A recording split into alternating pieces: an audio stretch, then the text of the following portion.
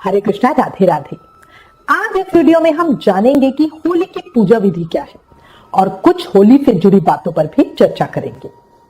देखो, होली त्योहार प्रतीक है बुराई पर अच्छाई की जीत का। हिंदुओं के दो ही बड़े त्योहार होते हैं, होली और दिवाली। होली के त्योहार को 2 दिन मनाया जाता है। पहले दिन महिलाएं होलिका का पूजन करती हैं, रात को होलिका दहन होता है। इस दिन को छोटी होली कहा जाता है। फिर अगले दिन बड़ी होली या धुलंडी पर रंग खेला जाता है। होली की पूजा रंग वाली होली के पहले दिन की जाती है। इसे करने में हमें बहुत सावधानी रखनी चाहिए, क्योंकि ऐसी मान्यता है कि होली का पूजन बच्चों के लिए, मुख्य रूप से लड़कों के लिए किया जाता है। होली का पूजन या छोटी होली पर महिलाएं पूजा करने तक का व्रत भी रखती हैं। पूजा करने से पहले कुछ भी खाती पीती नहीं है। ऐसा माना जाता है कि जो महिलाएं इस व्रत पूजा को पूरे विधि विधान के साथ करती हैं, उनके बच्चों को जीवन में कभी किसी परेशानी का सामना नहीं करना पड़ता। जैसे भगवान ने प्रहलाद की रक्षा की थी, ऐसे ही वो हमारे बच्चों की भी रक्षा करते हैं। यदि आपके बच्चों को कोई परेशानी है तो आपके इस व्रत को करने से उनकी सभी परेशानियां दूर हो जाएंगी, ऐसा विश्वास मन में रखें। होलिका दहन के लिए हर चौराहे और गली मोहल्ले में गुलरी, कांडों और लकड़ियों से होलिका सजाई जाती है, जिसकी पूजा करी जाती है और रात को उसका दहन किया जाता है। फागुन पूर्णिमा को होली की पूजा की जाती है। तो ये दिन हमें करना कैसे होता है? देखो, जो छोटी होली होती है फागुन पूर्णिमा की, उस दिन सुबह पहले हम हनुमान जी की और पितरों की धूप लगाते हैं, उनकी जोत करते हैं, उनके नाम से, पितरों के नाम से कपड़े निकालते हैं, हनुमान जी के लिए चूरमे का भोग लगाते हैं। ये हो गई हमारी सुबह की पूजा। फिर हम बाहर होलिका की पूजन करते हैं। तो होली पूजन दिन ढलने से पहले किया जाता है। 1-2 बजे के बाद और 5, 5:30 से पहले पूजा कर लेनी चाहिए। अगर होलिका का पूजन जोड़े से, यानी पति पत्नी दोनों मिलकर करते हैं, तो वो ज्यादा फलकारी होता है। अगर ये संभव ना हो सके तो महिलाएं तो पूजा करने जरूर ही जाए। सुहागन स्त्रियां पूरा तैयार होकर साज श्रृंगार के साथ पूजा करने जाए। पीरियड्स में पूजा नहीं की जाती है, फिर अपनी जगह पे हम किसी और को भेजते हैं। जिन भी जगहों पर पीलिया पहना जाता है, वो परिवार के रिवाज के हिसाब से पीलिया पहनकर पूरा तैयार होकर ही पूजा करें। इससे हमारा सौभाग्य बढ़ता है। हर जगह रीति रिवाज के अनुसार पूजा के तरीके भी अलग अलग होते हैं। कई लोग घर पर भी होलिका बनाकर उसकी पूजा करते हैं, कई सिर्फ बाहर जाकर पूजा करते हैं। इसलिए मैं आपको बहुत ज्यादा नहीं, बस थोड़ा सा बता रही हूं कि क्या क्या चीजें तो हमें जरूरी करनी चाहिए जब हम बाहर जाकर होलिका की पूजा करते हैं। देखो, पूजन करते समय आपका जो मुंह है वो पूर्व या उत्तर दिशा की तरफ होने चाहिए। जो होलिका होती है वो सर्कल में, ऐसे गोल राउंड सर्कल में बनी होती है। तो आपको पहले हिसाब लगा लेना चाहिए कि मेरा मुंह किस दिशा की तरफ हो, और उसी तरफ जाके खड़ी हो और वहीं से पूजा करें। उसके बाद जल की बूंदों का छिड़काव अपने आसपास पूजा की थाली और खुद पर करें। इसके बाद भगवान नरसिंह का स्मरण करते हुए, उनका ध्यान करते हुए उन्हें रोली, मोली, अक्षत और पुष्प अर्पित करें। इसी प्रकार भक्त प्रहलाद का स्मरण करते हुए उन्हें भी रोली, मोली, अक्षत और पुष्प अर्पित करें। इसके बाद बताशे या गुड़ और फूल चढ़ाएं। बड़कुले यानी छोटे छोटे उपलों की माला होली पर चढ़ाई जाती है।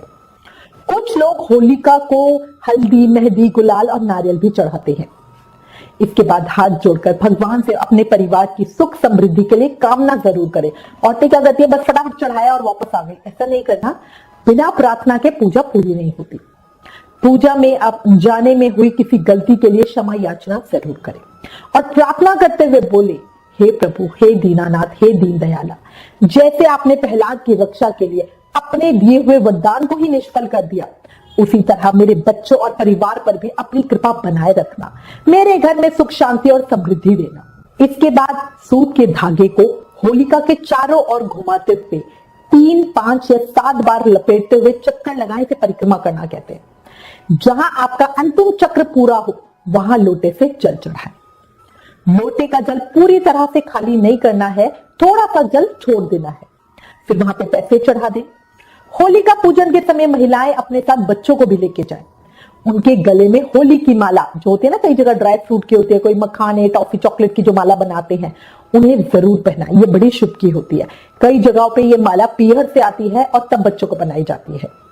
ये बच्चे प्रहलाद जी का रूप होते हैं। पूजा के समय भगवान विष्णु से इनकी सेहत की प्रार्थना की जाती है।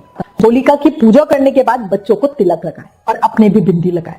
घर लौटते समय घर में सीधा अंदर ना घुस जाएं, पहले जो घर का मेन गेट होगा उस पर जो लोटे में हमने थोड़ा सा जल छोड़ा था ना, उससे थोड़ा थोड़ा जल दोनों तरफ चढ़ाएं। जैसे जो मेन गेट इस तरह है उसके इस तरफ और इस तरफ दोनों तरफ जल चढ़ाएं। फिर रोली से दोनों तरफ सतिया बनाएं और फिर घर में प्रवेश करें। इस तरह से हम अपने साथ लक्ष्मी का प्रवेश घर में कराते हैं और पूजा हमारी सिद्ध होती है।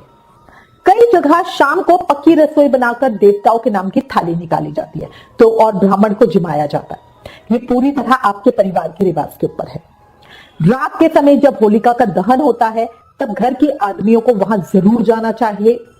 होलिका की 3 परिक्रमा करते हुए नारियल, गेहूं की बाली और गन्ने को भूनकर इसका प्रसाद सभी में वितरित किया जाना चाहिए। भुने हुए गेहूं के दाने एक दूसरे को हम देते हैं और होली मुबारक कहते हैं और बड़ों का आशीर्वाद भी लेते हैं। भारतीय संस्कृति में होलिका दहन को ही होली पूजा माना जाता है, जो एक रस्म होती है। होलिका दहन शुभ मुहूर्त में ही किया जाना चाहिए, वही सबके लिए अच्छा होता है। ऐसा कहा जाता है कि अगर हम सही तरीके से होली पूजा करते हैं तो हर प्रकार का डर खत्म होता है, क्योंकि भगवान नरसिंह की जब कृपा मिलती है ना तो डर मन से जाता है। इस पूजन से परिवार में सुख, शांति और समृद्धि आती है। मां पुत्र को बुरी बुरी शक्तियों से बचाने और उसकी मंगल कामना के लिए ही ये पूजा करती है। इस व्रत को कई महिलाएं शाम के समय होलिका पर पूजा करके खोल लेती हैं और कई जगह पर होलिका दहन के बाद ये व्रत खोला जाता है। तो पूरी तरह आपके ऊपर है। व्रत खोलने के बाद हम जो नॉर्मल खाना होता है, जो पूरी सब्जी बनाई जाती है, वही खा के व्रत खोलते हैं। व्रत फूड नहीं होता है। व्रत खोलने पर ईश्वर का ध्यान करें और सुख समृद्धि के लिए कामना करें। हम पर्सनली अपने घर में होलिका पूजन के बाद व्रत खोल लेते हैं। रात को होलिका दहन पर सिर्फ परिवार के आदमी वहां जाते हैं। होलिका दहन में पंडित जी पुरुषों के माथे पे तिलक लगाते हैं। होलिका जलने पर रोली चावल चढ़ाकर 7 बार अर्घ देकर 7 परिक्रमा भी उनको जरूर करनी चाहिए। इसके बाद अपने साथ में लाए हुए हरे गेहूं या जौ और गन्ने को अग्नि में भूनते हैं। होली की अग्नि थोड़ी सी अपने साथ घर भी लेकर आए। अग्नि ले जाने और गन्ने भूनने का काम बहुत सावधानी से करना चाहिए, क्योंकि आंच बहुत तेज होती है। होली की अग्नि से अपने घर में धूप दिखाएं। ऐसा करने से घर में जो भी नेगेटिव एनर्जी होती है वो खत्म हो जाती है और घर में पॉजिटिविटी आती है, सुख शांति आती है। जो गेहूं की बाली या छोले होते हैं ना, उनकी बाली को सेक कर जो हम घर लाते हैं, उन्हें सबसे पहले कान्हा जी को देके हैप्पी होली करें। फिर सब एक दूसरे को गेहूं के दाने देकर होली मुबारक कहें। बड़ों का आशीर्वाद, पैर छूकर आशीर्वाद जरूर लें। कुछ लोग इस अग्नि पर खाने का सामान पकाने को शुभ मानते, तो पूरी तरह अपने ऊपर है। होली का दहन समाप्त हो जाने के बाद वहां की राख या भस्म को थोड़ा सा घर में लाकर डिब्बी में या पैकेट में बंद कर पूजा घर में या शुभ जगह पे रखें। ये बहुत सिद्ध भस्म होती है। जब भी किसी महत्वपूर्ण काम में बाहर जाए ना, तो आदमी इस भस्म का तिलक माथे पर लगाएं और स्त्रियां गले में इसका तिलक लगाएं। इससे हमारे काम के पूरा होने के चांसेस बहुत हद तक बढ़ जाते हैं। कोई जॉब इंटरव्यू हो, कोई केस की डेट हो, लड़की को देखने जाने का प्रोग्राम हो, कोई डील फाइनल करनी हो, इन सब में बहुत अच्छा रिजल्ट हमें देखने को मिलता है। होलिका दहन के साथ ही होलिकाष्टक भी समाप्त हो जाते हैं। होलिका दहन वाली रात महारात्रि कही जाती है।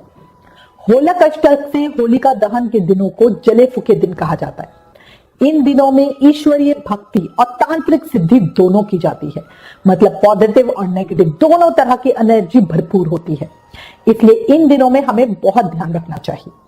प्रेग्नेंट लेडीज और स्मॉल बेबीज को घर से बाहर रात में कहीं नहीं जाना चाहिए, क्योंकि नेगेटिविटी एयर में बहुत ज्यादा होती है और किन्हीं लोगों का खून पतला होता है ना, वो उस नेगेटिव एनर्जी की चपेट में जल्दी आ जाते हैं। होलिका दहन वाली रात महारात्रि होती है, इसमें सबसे ज्यादा ध्यान रखें। अगले दिन बड़ी होली या धुलंडी पर रंग खेले। कई लोग होली पर नहाना पसंद नहीं करते, क्योंकि वो सोचते हैं कि होली खेलने के बाद नहाना है, पर ये सही नहीं है। इस चीज को याद रखना, मैंने अपने पहले की वीडियो में भी बताया है। नारद पुराण के अनुसार होलिका दहन के अगले दिन, रंग वाली होली के दिन सुबह उठकर अपने जो भी हमारे नहाने धोने का काम होता है वो करनी चाहिए। पितरों और देवताओं के लिए तर्पण पूजा करनी चाहिए। साथ ही सभी दोषों की शांति के लिए होलिका की जो विभूति होती है, भस्म होती है, उसकी वंदना करके उसे अपने शरीर पर लगाना चाहिए। घर के आंगन को गोबर से लीप कर उसमें एक चौकोर मंडल बनाना चाहिए और उसे रंगीन अक्षरों से अलंकृत कर उसमें पूजा अर्चना करनी चाहिए। ऐसा करने से आयु की वृद्धि, आरोग्य की प्राप्ति और समस्त इच्छाओं की पूर्ति होती है। पर ये सब तो शायद सभी के लिए करना पॉसिबल नहीं होगा, ये हमें नारद पुराण में इसका वृतांत मिलता है। बट नहाना धोना जरूर चाहिए। और जिन लोगों ने शिव विग्रह की सेवा ले रखे है वो अपने शिव विग्रह को नहलाएं, उन्हें दूध नाश्ते का भोग लगाएं, कोई स्पेशल चीज बनाई हो तो उसका भोग लगाएं। फिर सबसे पहले उनके साथ होली खेलें, रंग गुलाल फूल चढ़ाते। जिन्होंने सेवा नहीं ले रखे वो भी पहले अपने भगवान के साथ ये होली खेले, फिर घर के बड़ों के पैरों पर रंग लगा के उनके साथ उनका होली खेले, उनका आशीर्वाद ले, उनको होली की शुभकामनाएं दे, फिर बाद में सब आपस में होली खेले। ऐसा माना जाता है कि होली पूजन सही तरीके से करने से हमारे घर में सुख शांति बनी रहती है, बहुत पुण्य मिलता है। अच्छा देखो, ये त्योहार बनाता तो पूरा ही भारत है, पर ब्रज और मथुरा जैसी होली, वहां की छटा तो अनुपम ही होती है। होली हमारे कान्हा जी को बहुत प्रिय है। ब्रज जैसी होली हम अपने घर में कैसे बनाएं और कान्हा जी के साथ होली कैसे खेलें, इस विषय पर हमारी एक अलग वीडियो है। उन वीडियोस का लिंक नीचे डिस्क्रिप्शन में है, प्लीज एक बार वो वीडियो भी जरूर चेकआउट करें। अच्छा, होली जो है ना वो हिंदू पंचांग के अनुसार साल का अंतिम पर्व होता है और चैत्र नवरात्र नए साल का प्रथम पर्व होता है ना इंटरेस्टिंग। मैं उम्मीद करती हूँ इस वीडियो में दी गई जानकारी आपके लिए उपयोगी होगी। इससे रिलेटेड अगर आपके पास कोई भी कमेंट या सजेशन है तो हमें कमेंट जरूर करें।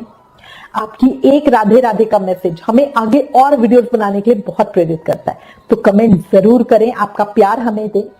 Please like share and subscribe. Thank you. Hare Krishna.